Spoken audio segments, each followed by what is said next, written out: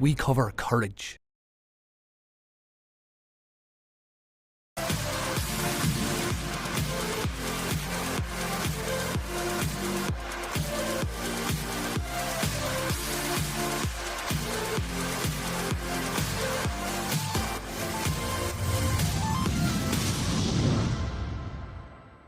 Yeah, hello there. You're very welcome along to Allianz League's Press Pack, where we discuss all the major stories dominating the GAA world. I'm delighted to be joined tonight by John Fogarty of the Irish Examiner and Fintan O'Toole of the 42.ie.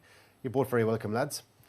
A fantastic weekend for hurling considering the elements, John. And in innovative Wexford Park, I suppose there was more continuation of what Davy Fitzgerald has been doing with Wexford. And will he, won't he come back, sign up for 2 more years?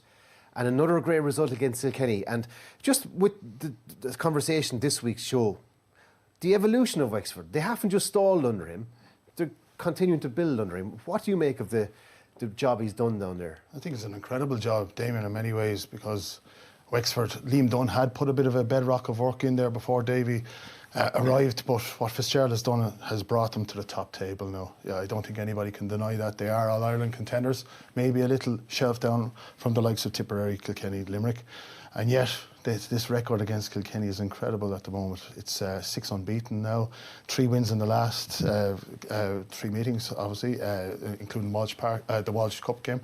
But what he's brought to them is a formidability, and they've been a thorn in the side of this Brian Cody Kilkenny team now for the last 3 or 4 years. The other side of it too is that I think the way they play, Fintan, we know the way Davy Fitz sets up his sides, and up to maybe last year that team was creating 40 shooting chances but weren't converting all of them. Against Tipperary it looked like they stepped up mark, but even last Sunday, Joe O'Connor, the cornerbacks, overlapping, shooting from everywhere, they're impossible to play against almost. Have you seen that evolution even from last year?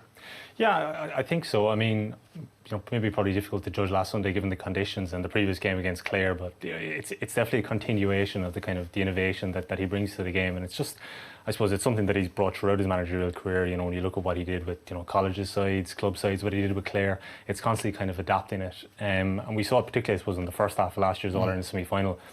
The damage that they caused Tipperary when they were kind of running from deep, and the goal scoring chances that they were creating, and I think what last Sunday does, it's a continuation of, I suppose, the progress that they made last year, winning the Leinster title, getting to an All-Ireland semi-final, winning the champions so close.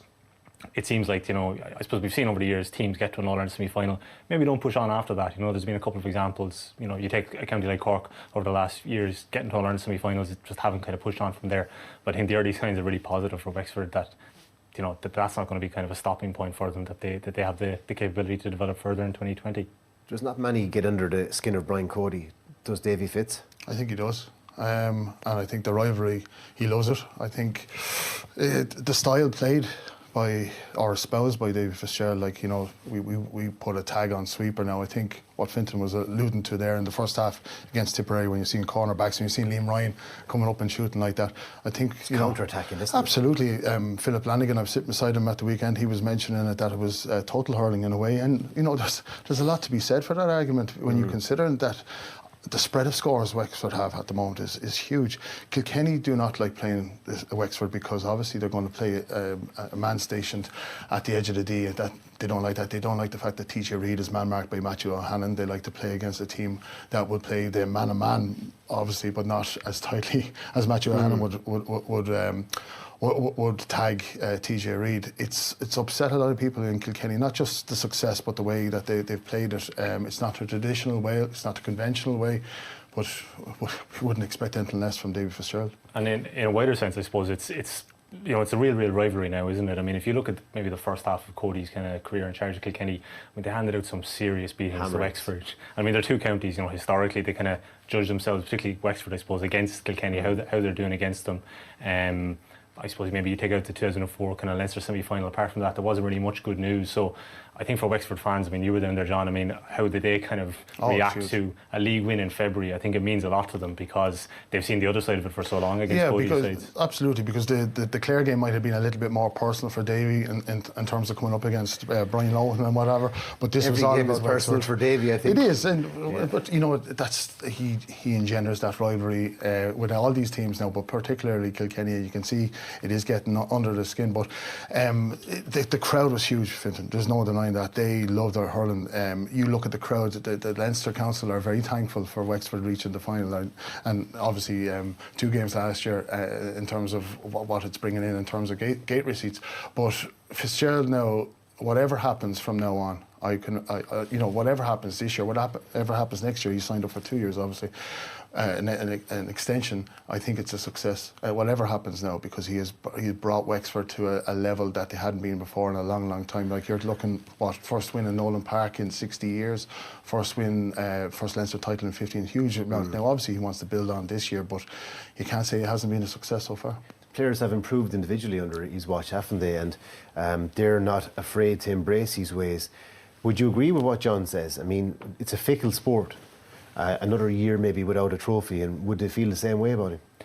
I think they would. I mean, I think, you know, they had such a big crop of players who came along. They won 3 Leinsters in a row, 13 to 15, and Liam Dunn brought a good few of them through, and that was probably seen as a sign, you know, that things can kind of get a bit better for us. I suppose they had days like maybe 14, you know, knocking Clare out, who were then the reigning All-Ireland champions. Yeah. But when you see, you know, what guys like Conor McDonald are doing, Rory O'Connor's probably another that was really touted, wasn't he, from a good way off, that this guy is going to step up to senior hurling. But it's, you know, it's the form of, like, you know, Liam McGovern coming back after a couple of cruciate injuries, Diarmuid O'Keefe, you know, Matthew O'Hanlon. There's just kind of a lot of guys you can see they're improving kind of all over that side. He's evolved as sweeper as well. Like, I mean, be it Foley one time, Sean Murphy before that. He's not afraid to try different players in different positions. There's no straitjacket in there, Damian, as much as, you know, it's been thrown at Waterford. It's a lazy analysis, and I think we're all guilty of it in some shape or form. That's some shift now, because for years we were accusing the man of nothing. Well, himself and Derek McGrath. When I say we, the public, the media, were accusing him of nothing but a straitjacket. Yeah, but he took over 2 teams that were starved of success. He had to give them a crutch in a way, and I think it's evolved now. As we mentioned, you know, the cornerbacks coming up like that. Conor McDonald shifting from centre forward to full forward like he was at the weekend. These guys are moving around. Podge Foley was playing at centre forward himself at the weekend. You know what I mean? These guys are moving around all the time. It's kind of a wider debate though in hurling that, you know, if you kind of stayed the 15 and 15, you know, you're going to suit the traditional sides, the big sides. You know, teams have to come up with ways to kind of countermeasure. I mean, you look at the success Eddie Brennan had with Laois last year, a really good solid defensive platform. They saw them take down Dublin and, you know, do pretty well against Tipperary, considering they finished that game with 14 men. So I think it's just cutting your cloth to measure what you have at your disposal. I just think they were embarrassed by the amount. I don't think they were going to have it as easy as they had it against Tipperary in that first half, and it kind of shocked them a little bit. And obviously, Tipperary came back the way they did. Tipperary very easily, but maybe did run out of a little bit of puff at the end of that game. And like, it's all very well saying you can improve on that, but can you actually improve on that? Because teams are so fit these days, and they may have been up to their optimum level. Well, certainly I think Tip got a better bounce off their bench. Maybe that's, you know, a small thing to maybe kind of look at. You know, I mean, there was guys like, you know, Willie Connors, Ger Brown, they all hit points that day. Tipperary's usage of the ball was really good, wasn't it, in that last quarter? And I suppose it's a classic thing in the GAA that you've seen 15v14 that doesn't quite work out the way that you'd imagine. It's the last thing that comes to an evolving team, Damon, ruthlessness. And Wexford probably haven't had that over the last while. They can go toe-to-toe with you, and they have done so against Kilkenny more than any other team over the last while. But the ruthlessness is probably the last ingredient. And McDonald, to be an onus on him this year, obviously he had a fine year last year, but just to show, you know, that he's a real goal-getter. We're in an era where players don't say much. We don't have great access to them. A lot of it is the party line. Can you explain to our viewers what Davy Fitz brings to the whole industry in terms of his passion for it, his volatility, the way he gets his teams playing hurling? And I suppose you know him from maybe the golf course as well. You might have had a few experiences there, so can you give us any insight? Not many good ones now. But no, I know David going back to Waterford times, going back to his times as a player. it would be a very lonely, it'd be a very boring place without the man. That's not to say that we don't have run-ins. I think we all have run-ins with Davy over times, and that's the way it should be. That's the way it's fair. But I can tell you, I'm glad that he's there, because if he weren't, things would be very, very boring. There is one worry I have with the weekend's action, Fintan. A lot of the games, in my opinion, should not have gone ahead, but I can see there's a huge pressure to get them run off. There's only 1 week off in the space of the whole hurling league. So you're going to have a weekend or two devoted to the club, but with the quarter-finals needing to be played and the semi-finals, are we up against it now in terms of getting games played off into postponed fixtures as well? I think we're absolutely are, and it's the third year in a row now that we've had this situation in the hurling league. 2 years ago, it went back to, I think it was kind of early April, wasn't it? And then last year it was a double header with the football final. I think the GAA are just trying to compress too much into too short a time frame. I mean, really, you'd have to question what is the value of the quarterfinals. I mean, I know they're a revenue generator, but like the league in general isn't massive for gate receipts. We saw that with the release of the annual report last week. And the other thing as well is because of the advent of the round robin championship. I mean, everything is framed around, like Wexford Kilkenny last Sunday is framed around what's going to happen in Nolan Park during the summer. So Cork playing Limerick and Porky Queeve next Sunday. You know, most people will be thinking of the game between the two counties, which kicks off the Munster Championship. After. So I just think that there isn't quite the need for the amount of knockout stages and games, given the way that the championship structure has changed. And I think, you know, there's just been too many instances with postponements over the last while that I think the GAA probably are going to have to react. Yeah, eight game days and 9 weekends. It's not possible. You know, climate change. GAA wrote about it yesterday. GAA have reflected climate change and a lot of things to do, but in terms of fixtures, no. They haven't been doing it. 8 games, 9 weekends. It just doesn't work, Damien. The league has been diluted in the sense that it's been replicated now in the championship. Unfortunately, what was one of the greatest products for the league now is diminishing. Okay. And the Football League has probably just kind of gone up in importance, isn't it? Because, you know, you promotion and relegation. Especially with Division 2, 3. I think it's overshadowing the hurling league a little bit. Okay. It has. Interesting thoughts, lads. Thanks very much. It'll be really interesting to see how Wexford get on this year in Nolan Park in the summer. But coming up after the break, we'll be discussing the impact that AFL clubs are having on Gaelic football, and we'll have Tyrone's Colin McShane on the line also, so stay with us. Dingle Club was going to be the next GAA player to head down. This guy is multi-talented. Basketball, soccer, Gaelic football. And last December when the AFL held their combine, he topped the charts in agility, speed, endurance tests. And John, he's the latest GAA player to go. He's the third Kerry player to go, the second from Dingle, and they're not over the moon about that. Can you see where they're coming from? Absolutely. You know, the amount of investment in time, whatever about money, and we'll talk about money and compensation and all of that, but I don't think anything can make up for what's been put into the guy. You know, Dingle speaking to a couple of the guys down there yesterday, they're delighted for him, obviously in a personal way, but for the club, they're absolutely, they're shell-shocked in many ways. Not that it was surprising because he went to the combine before Christmas, but that they've lost another man. Mark O'Connor is the far larger that Kerry are missing, you might argue, well, certainly after David Moran steps away, but to be hit twice like that now is a killer. Johnstown Bridge and Kildare obviously got hit by a few boys a couple of years ago, losing lads. I think they lost 3 players. Obviously all of them came back, but it doesn't look like Mark O'Connor's coming back anytime soon. No, he's going really well, and Stephen Okenber as well. And Uos like a minor goalkeeper in 2017, but for Public School Kirkadivna full forward. Multi-talented, as we were saying, Fintan, like we can see a picture from here in the background. Can you tell me a little bit about his background and maybe the impact this will have on Kerry football going forward? Yeah, I think it has an impact in Kerry in the sense that, I mean, when you think about Kerry at a senior level challenge in Dublin, everyone's waiting for these talented minor players to come up along, and obviously some of them have stepped up straight away, but that's 3 of the minor team. Those various minor teams now are gone to Australia that they've lost, and I think that's going to kind of hurt them hard. But, you know, that doesn't, I suppose, equate with the loss of the club feels, and especially a club like Dingle who've been pushing kind of hard for a county senior title the last couple of years. I think that's especially why it hits them. You know, they've been pretty close. They've been in a couple of finals, and a guy like that, like the versatility, the options you have, that he's just so unique, really, because we haven't really seen, I don't think, a goalkeeper take this move down to the AFL. 2.76 seconds over 20 metres, 0.9 of a second over the first 10 metres, and that's really what set him out, guy, was his athleticism, more so than his football ability. That's the first thing, but he topped the charts in terms of all the combine tests that were undertaken. And I suppose third member of that Kerry minor team to go. If you were after putting in time and effort into building a team like that and the dynasty, you would feel aggrieved. Yep. Yeah. You know, and this talk about compensation, is that realistic at all? I mean, where can you go with that, Fintan? I don't think it's realistic. I don't think it's going to come in, but I can completely understand why it's brought up. You know, I saw someone suggesting, you know, say if there was like, if the Brisbane Lions or, you know, Mark O'Connor's club Geelong were able to make a contribution to the club, what that could do for their development of facilities, especially because it's a part of Kerry. You know, I think they're amalgamated with most levels underage really with other clubs, like, you know, so there's obviously an issue with playing numbers there, and it just would soften the blow somewhat, because I think this hits clubs harder because these guys are going over a bit later. You know, say if you've a promising 15, 16-year-old who kind of goes down the road of soccer or rugby, but the majority of these guys who are going to the AFL have been very promising county minors or school stars or county 21s. So you've really got a taste for what they could do for your club and for your county, and then they're gone. And then there is obviously the kind of always regret, isn't there? I mean, how many times have we seen Kerry, when people talk about Kerry and when they match up against Dublin, people have said, you know, if they had Mark O'Connor, what would that do, kind of going up against Brian Fenton, for example. And this is replicated all over the country. I mean, Derry have been hit pretty hard,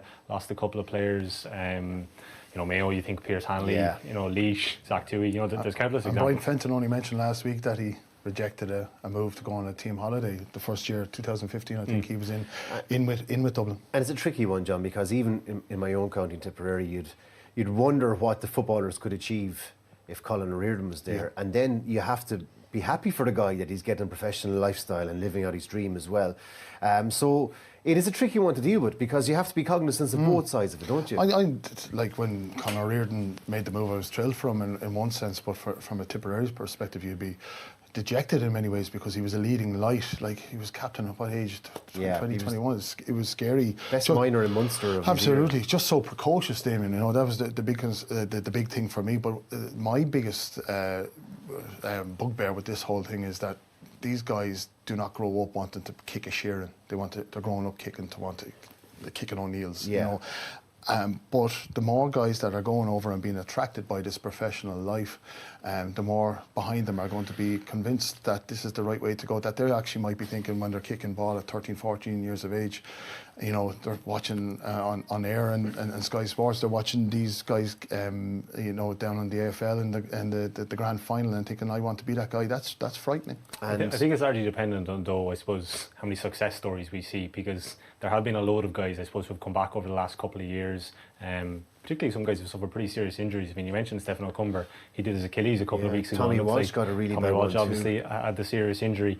And, you know, some guys, it's kind of not for them, but I suppose when you look at how well Mark O'Connor has kind of bedded in pretty much straight away, Conor McKenna of Tyrone, I suppose, is the other recent example, and then like Hanley and Toohey are kind of long-standing. It's whether, you know, if they see guys establishing themselves and that it is a kind of a viable long-term career path. Damien, this is where the GAA can, and I know John Horn is looking into it in terms of putting a study together and talking to the guys coming back, you know, who with injuries, with not the greatest experiences, you know, what's happened to them since, because not everybody has come back a success. Like the likes of Chrissy McCaig, you know, Mickey Quinn, they've come back and been very impressive, but not everyone's the same. John, one player that we almost lost was Cathal McShane from Tyrone, and Cathal, you're on the line with us now. How are you this evening?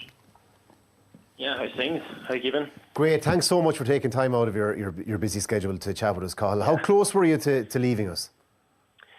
I think when you look at it, it did come down the wire. I think I've said that a few times now, in terms of, obviously I was going out to suss everything out and see how I was getting on out there, and I feel that I did do well, but obviously at the end of it all, I had to make an important decision, and the decision that I made, I'm really, really happy with. I'm happy to be back home playing football and resuming to play football with Tyrone again. Yeah, I think your county folk are happy to see you back too. You had a positional change last year, but with the new rules brought in by the GAA, the advanced mark, do you think that put you in the shop window more, Cathal? Because early doors last year, yourself and Matty Donnelly cleaned up with that tactic, and then throughout the summer, you were availing of that diagonal ball into the full forward line all along too. Do you think that maybe alerted the Aussies more and more? It's sort of hard. You could say, that it did alert them, and it was they used that to sort of, you know, see if any players were suited to their style of play or their game in Australia. But I think obviously it was very like we were only working at it for a few weeks in terms of I had only moved any full forward last year, so we hadn't really made we hadn't had much progress in using the mark. I know obviously now it's in permanently, but back then it was only being trialled, and I think I moved in. Was it the Roscommon game, and that was a few games in. I think just obviously Adelaide were looking for an experienced forward, and throughout the season they probably get their thoughts together and said, here, listen, that I maybe fitted the bill for them. So I think maybe that's the reason why they came. That's an interesting one, Carl, because Davidis Iosis is on a Category B rookie contract, we believe, but you were actually going to be lined up maybe for a more developed contract. You were actually going to be in the front line pretty quickly if it had worked out like that. Would that be fair to say? Yeah, well, obviously they had made it clear that they wanted me to be involved this year. Obviously, in terms of if I was good enough and up to a standard, then I would be able to play. But I guess obviously going over there's different contracts, and you obviously have to try and look into that and see what's obviously for me coming from the Gaelic background, I'm not used to it, if you get me. Yeah. But it was there's different contracts and different scenarios over there, but the contract that I was going to be on would have allowed me to go on straight away and play at the highest level. Final question for you, Carl. Conor McKenna, would you hope he'd feature along with you this year, and what sort of a turnaround would that be in your county's fortunes for maybe the start of the league with the two of you being around? Listen, it's obviously it came out to Conor, came home, and that's everyone knows that, but it'll come down to him at the end of the day. He has to make the best decision for himself. I think that's what I had to do as well. I had to weigh up everything, and I'm surrounded by good people back home. With my family, friends, of the good Tyrone supporters. So that's obviously the reason why I decided to stay. Conor, was a quality player. I played with him in the minors. In 2013, we got beat by Mayo in the Ireland final. Out in Australia, he's been brilliant. He's done really, really well. So, it obviously take time to think in terms of what he's going to do. Obviously, we would love to have him, but again, it's what's best for him, and I think he'll make that decision wisely. Carl, welcome home and good luck in Garvahi on a cold February night. Great to have you back with us. No worries. Thank you very much. Cheers, man. John, he's an iconic figure for the last year or two, but are we over-egging it then, like in terms of the likes of Cahill are in the shop window, but there's not too many, so are we over-dramatising the whole thing? I don't think so. I think with the rule changes coming up in the advanced mark, which I've expressed my opposition to them before. I think that we're going to see them more in the shop window, Damien. Like Colin McShane, what he did last year, I think you could liken it as much as Tyrone didn't win an All-Ireland to Donaghy moving to the edge of the square in 2006. Now, Marty Clark disagreed with that, but John makes a valid point, surely.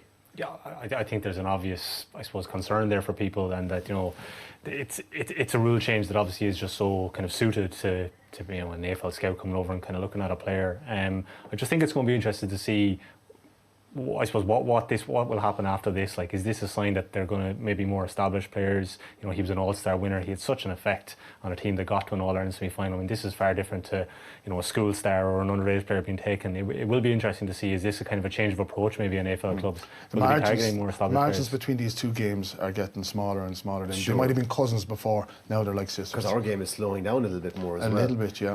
Final thing to you, John. If this programme that John Horne is going to roll out does come in, that'll be a good thing. Will it just, at least we'll get more information back, and maybe we have more to analyse things with them? Well, they're going to talk to the AFL around the international rules this year, Damien, in Páirc Uí Chaoimh and Croke Park in November. But I think they're going to try and look at us. There are scare stories there. There are, I think they want to educate guys before they go down there. That's the big thing. Would you go along with that? Yeah, I think that's the thing, and like I suppose you see a lot of guys who come back. They talk with they consult with each other. You hear any young player that goes over, he talks to the guys that have been there, and I think it'll be good for guys not to be taking kind of a leap into the unknown, that they have that kind of prior knowledge of what it's actually going to entail. Fair play. There's plenty more live Allianz League action on Airsport this weekend. It's a Croke Park doubleheader on Saturday. Davy Fitz is back. He's Wexford Hurlers face off against Dublin, live from 4:30 p.m. on Airsport 1.